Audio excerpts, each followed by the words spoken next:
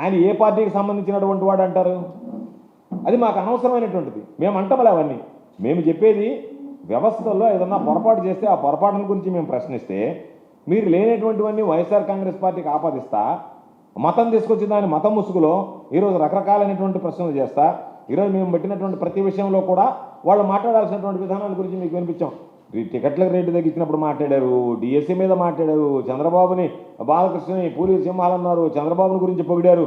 అవన్నీ జరిగిన తర్వాత ఈరోజు ఆయనకి సంబంధించి మాకేదో ఆయన ముఖ్యమైన మా మీద ఎన్ని రకాలైనటువంటి విమర్శలు చేస్తా పెట్టాడో, లేదా ఆయన చేసినటువంటి విమర్శలు సంవత్సరం క్రితం పెట్టినటువంటి విమర్శలు తీసుకొచ్చి ఈరోజు మీరు ఎందుకు వాటిని మాకు అంటగట్టేటువంటి ప్రయత్నం చేస్తున్నారనేటువంటిది మేము ఎక్కడ కూడా ఒక్క దగ్గర కూడా వైఎస్ఆర్ కాంగ్రెస్ పార్టీ కానీ మేము కానీ ఆ ప్రశ్నారావుని సమర్థించినటువంటి పరిస్థితి లేదు. మరలా చెప్తున్నాం, మేము ప్రశ్నిస్తున్నదల్లా వ్యవస్థలో చోటు చేసుకుంటున్నటువంటి సంఘటనలు, చంద్రబాబు నాయుడు పరిపాలన తీరు, రాజ్యాంగ ఉల్లంఘన, ఒక వ్యక్తుల మీద సంబంధిత సెక్షన్ నమోదు చేయకుండా మీ ఇష్టారాజ్యంగా టెర్రరైజ్ చేసేటువంటి విధంగా మమ్మల్ని ప్రశ్నిస్తే భవిష్యత్తులో మిమ్మల్ని జైలుకి పంపిస్తాం, దానికోసం మేము ఎంతకైనా తెగబడతాం, యూఏపీఏ లాంటి చట్టాలు మీ మీద ప్రయోగిస్తాం అని ఏదైతే మీరు ప్రజలకి, ప్రశ్నించే వాళ్ళకి, ప్రతిపక్షంలో ఉన్నటువంటి మాకు ఒక్క సంకేతాలు పంపించేటువంటి ప్రయత్నం చేస్తున్నారో, ఈ ప్రభుత్వం అన్ని విధాల వైఫల్యం చెందినప్పుడు ఆ ప్రభుత్వాన్ని ప్రశ్నించడం మా బాధ్యత. కాబట్టి మీరు చేస్తున్నటువంటి రాజ్యాంగ ఉల్లంఘన మీద, మీరు చేస్తున్నటువంటి పొరపాట్ల మీద, మీ ప్రభుత్వం అనుసరిస్తున్నటువంటి విధానాల మీద మేము ప్రశ్నిస్తున్నాం తప్ప మేమేదో ఒకరికి మద్దతు పలకడమో ఒకరికి ఒత్తాసు పలకాల్సినటువంటి అవసరం ఏ రోజు కూడా వైఎస్ఆర్ కాంగ్రెస్ పార్టీకి లేదు. వైఎస్ఆర్ కాంగ్రెస్ పార్టీ ఏ రోజు కూడా ఆ విధంగా ప్రవర్తించినటువంటి సందర్భం లేదు.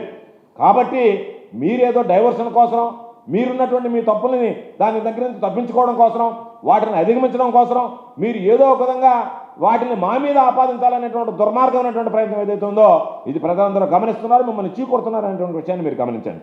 కాబట్టి ఈరోజు మేము అన్నీ చూపించాం. ఆయన పవన్ కళ్యాణ్ గురించి జగన్మోహన్ రెడ్డి గారు మాట్లాడుతూ చెప్పాడు, పవన్ కళ్యాణ్ పెళ్లిళ్ళ మీద మీకేమో బాధ అని చెప్పి ఆయన మాట్లాడినటువంటి సందర్భాలు ఉన్నాయి.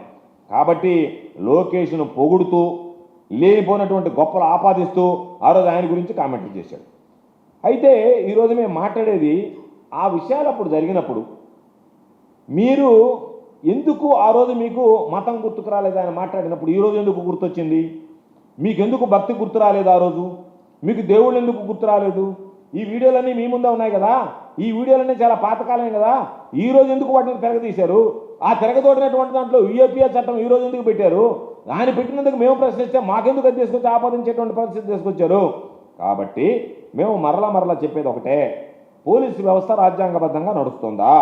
రాష్ట్రంలో చట్టబద్ధమైనటువంటి పాలన ఉందా?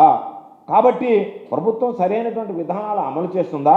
లేదా ఎవరికి నచ్చకపోతే ఎంతటి తీవ్రమైనటువంటి నేరాలైనా సరే వాళ్ళ మీద మేము మోపి మేము వాళ్ళని జైలుకి పంపించడానికి వెనకాడము అనేటువంటి సందేశం ఇవ్వదలుచుకున్నారనేటువంటిది ప్రధానంగా. ప్రజాస్వామ్యంలో విమర్శలు ఉంటాయి, ప్రతి ఒక్కరు విమర్శలు ఉంటాయి, పరస్పరమైనటువంటి భిన్నమైనటువంటి అభిప్రాయాలు ఉంటాయి. అవి శృతిమించినప్పుడు చట్ట ప్రకారం చర్యలు తీసుకోవడానికి మాకేం అభ్యంతరం లేదు. మేము వాటిని అభ్యంతరం పెట్టడం మాకు సంబంధం లేదని పదే చెప్తున్నాం. కానీ ఒక ఉగ్రవాద సెక్షన్లు పెట్టి ఈ సమాజాన్ని భయోత్పాతానికి గురి చేయడం సరికాదనేటువంటి విషయాన్ని మాత్రమే మేము సందర్భం చేస్తున్నాం. మా అభిప్రాయం అదే తప్ప మరొకటి కాదు.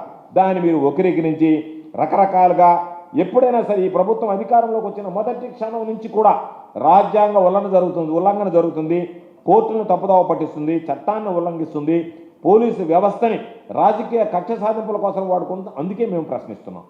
మీరు చేసేటువంటి ఈ చర్యలు సరైనటువంటి కాదంటే ఇప్పుడు మీరు మతం గురించి, భక్తి గురించి మాట్లాడుతున్నటువంటి చంద్రబాబుని మేము ఒకటే అడుగుతున్నాం.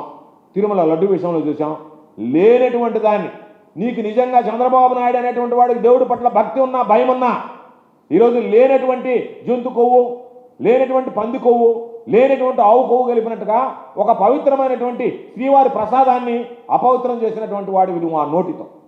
కాబట్టి దానికి నువ్వు సమాధానం చెప్పాల్సినటువంటి అవసరం ఉంది, భక్తులకు నువ్వు క్షమాపణ చెప్పాల్సినటువంటి బాధ్యత ఉంది, భక్తుల ముందు చంపలేసుకోవాల్సినటువంటి అవసరం ఉంది. కాబట్టి ఎవరికి భక్తి ఉంది, ఎవరు భక్తి లేకుండా స్వార్థ రాజకీయ ప్రయోజనాల కోసం తిరుమల శ్రీవారిని వాడుకున్నటువంటి నేపథ్యం ఉంది అనేటువంటిది ఈరోజు మాట్లాడకుండా ఏదేదో మాట్లాడతారా? మీకున్నటువంటి భక్తి అలాంటిది. తిరుమలలో తొక్కిసలాట జరిగినప్పుడు పాపం ప్రాణాలు కోల్పోయారు. విద్యుత్ వినియోగదారులకి శుభవార్త. కరెంటు బిల్లు ఎక్కువ వస్తుంది అని బాధపడుతున్నారా? ఏసీ మరియు ఇతర ఎలక్ట్రికల్ గీజర్లు, హోమ్ అప్లయన్సెస్ వాడకంలో పొదుపు చేస్తున్నారా? ఇప్పుడే నిర్ణయం తీసుకోండి. కేంద్ర రాష్ట్ర ప్రభుత్వాలు పీఎం సూర్యగర్ పథకం ద్వారా 78,000 సబ్సిడీతో మరియు వినియోగదారులకు తక్కువ ఖర్చుతోనే బ్యాంక్ లోన్ సదుపాయం, తక్కువ 65 పైసల వడ్డీతో మీరు కట్టే కరెంటు బిల్లు బ్యాంకు ఈఎంఐ కట్టే విధంగా ప్రముఖ కంపెనీలు టాటా, అదానీ, వారీ, సోలార్ 25 సంవత్సరాల కంపెనీ వారంటీతో ఉచిత డాక్యుమెంట్ ఛార్జీలతో మా సిబ్బంది ద్వారా నిర్ణీత సమయంలో సమకూర్చబడును. కనుక ప్రతి ఒక్కరూ ఈ అవకాశాన్ని సద్వినియోగం చేసుకోండి. పూర్తి వివరాలకు ఈ క్రింది నంబర్లకు సంప్రదించండి. 9985299995, 9490471476, 9177038604. Terosol green energy solutions private limited. Andhra Pradesh అన్ని జిల్లాల్లో అందుబాటులో ఉన్నాయి.